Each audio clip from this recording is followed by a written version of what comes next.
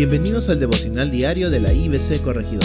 Esperamos que Dios te hable en este día. Muy buenos días, hermanos. Una vez más estamos aquí en el espacio de la IBC del Corregidor, bendecidos en Cristo. ¿Usted ha oído hablar de las misericordias de Dios? Esta mañana quiero compartir un momento contigo acerca de este tema. En el libro de Romanos, en el capítulo 12, versículos 1 y 2, dice de la siguiente manera: Así que, hermanos, os ruego por las misericordias de Dios que presentéis vuestros cuerpos en sacrificio vivo, santo, agradable a Dios, que es vuestro culto racional. No os conforméis a este siglo, sino transformaos por medio de la renovación de vuestro entendimiento, para que comprobéis cuál sea la buena voluntad de Dios, agradable y perfecta. En otras palabras, aquí el apóstol Pablo está diciendo: con los ojos bien abiertos hacia las misericordias de Dios, yo les ruego, hermanos míos, como un acto de adoración inteligente, que le den a Él sus cuerpos como un sacrificio vivo, consagrados a Él y aceptables delante de Él. Interesante esta anotación que hacemos acerca de este verso 1. Con los ojos bien abiertos hacia las misericordias de Dios. Hacia las misericordias de Dios. Cuando nosotros hablamos acerca de las misericordias y de repente hacemos una comparación de cómo la gente, cómo los paganos en la antigüedad, incluso hoy día mismo, hay mucha gente que hace sacrificios, hace votos, hace algún tipo de esfuerzo sobrehumano, humano, para obtener la misericordia de Dios. Pablo está mencionando que en comparación con el hecho de que los paganos estén prontos a sacrificar algo para obtener la misericordia de Dios, la fe bíblica nos enseña que la misericordia de Dios más bien provee el fundamento del sacrificio. O sea, dentro del Evangelio, los creyentes no hacen sacrificios para obtener misericordia de Dios. Los creyentes, más bien, disfrutan de la misericordia de Dios, y la misericordia de Dios le provee al creyente los elementos suficientes para ofrecer un sacrificio a Dios.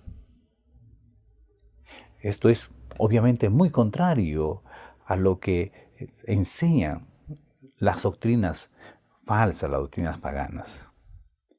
Ahora, uno se pregunta, cuando menciona esto, las misericordias de Dios, yo quiero hacerte pensar un momento en todas las misericordias de Dios. Pablo está citando aquí, dice, por las misericordias de Dios. Y si preguntamos, ¿cuáles son las misericordias de Dios? Bueno, a lo largo de este libro hemos estado viendo algunas de ellas. Por ejemplo, usted y yo hemos sido declarados justos, o sea, inocentes, sin culpa, que nuestra culpabilidad ha sido perdonada. Entonces hemos sido declarados justos. Esto es por la misericordia de Dios. Usted y yo hemos sido adoptados. O sea, adoptados en Jesús, identificados con Cristo. ¿Todo esto por qué? Por la misericordia de Dios. También hemos visto que hemos sido puestos bajo la gracia y no estamos bajo la ley. ¿Y todo esto por qué? Por las misericordias de Dios. O sea, por la misericordia de Dios, por las misericordias de Dios, nosotros estamos bajo la gracia. ¿Qué más? Por las misericordias de Dios, también tenemos el don del Espíritu Santo que mora en nosotros. Por la misericordia de Dios, recibimos ayuda en tiempos de aflicción. O sea, Dios, por su misericordia, nosotros recibimos ayuda en tiempos de aflicción, en tiempos de dolor, de tristeza, de pena. Por la misericordia de Dios, nosotros estamos posicionados como elegidos por Dios en la elección divina. Por la misericordia de Dios tenemos nosotros la certeza de una gloria venidera. Y por la misericordia de Dios tenemos la confianza de no estar separados de ese Dios de amor. Estamos con Él y no nos vamos a separar de Él. Nada ni nadie nos podrá separar de su amor. Todo esto porque por la misericordia de Dios. Y por la misericordia de Dios tenemos una total confianza en la fidelidad continua. Dios es fiel. A la luz entonces de todas estas misericordias pasadas, presentes y futuras, Pablo nos ruega que presentemos nuestros cuerpos en sacrificio vivo.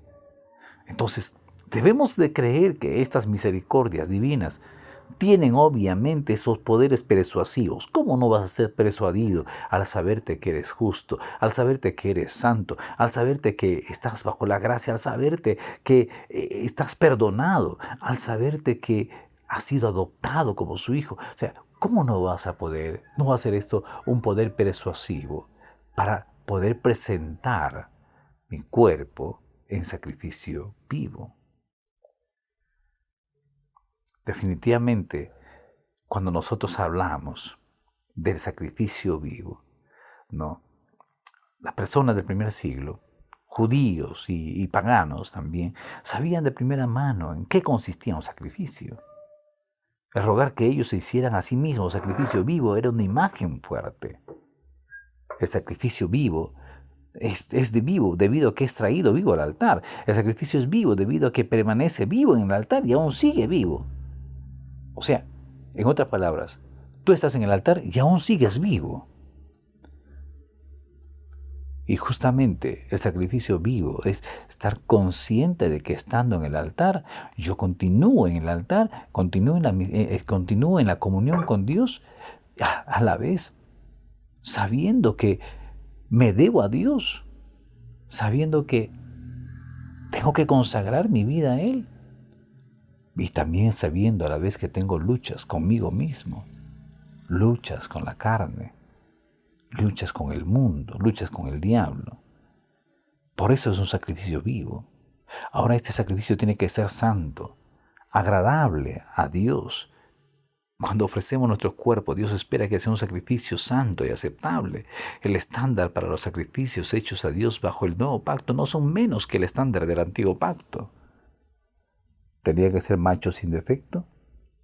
Y si hubiera el defecto, si fuere ciego, cojo, hubiere cualquier otra falta, ¿no sacrificarás a Jehová tu Dios? Era una ofrenda encendida de olor grato para Jehová. La idea del olor grato para Jehová está casi siempre ligada a la idea de una ofrenda hecha en el fuego. Hay un fuego en este asunto del sacrificio vivo. Con razón, Pedro va a decir que tenemos que ser probados en el horno de fuego. O sea, al parecer, el sacrificio que nosotros ofrecemos es justamente también soportar las pruebas, soportar las aflicciones, pero a la vez consagrar nuestras vidas para alejarnos completamente de lo que pueda dañar nuestra comunión con Dios. La santidad que debemos traer al altar es una decisión por santidad. Debemos ceder a la hora de la santidad en nuestra vida. Mientras presentamos nuestros cuerpos como sacrificio vivo, Dios hace nuestra vida santa y quema las impurezas en ella. O sea, estamos en el altar y Dios mismo se encarga de quemar las impurezas, quemar los restos, los rasgos de pecado. Y esto debe ser nuestro culto racional. Definitivamente, el culto racional tiene que ver justamente con algo que nosotros debemos hacerlo constantemente. Se menciona que es diariamente, por lo menos. No por el sacrificio que debemos hacer al Señor, sino más bien porque ese resultado de las misericordias más grandes, porque eso es racional.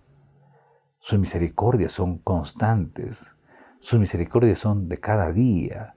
Y eso nos permite a nosotros entonces ofrecer también nuestro culto racional por las misericordias de Dios. Queridos hermanos y queridos amigos, ¿has disfrutado tú ya de las misericordias de Dios? Sería bueno que empieces a pensar justamente cómo son las misericordias de Dios y de qué manera te puede a ti beneficiar. Mañana estaremos continuando hablando sobre este tema y también desarrollando el capítulo 12 del libro de Romanos. Que Dios te bendiga. Hasta mañana.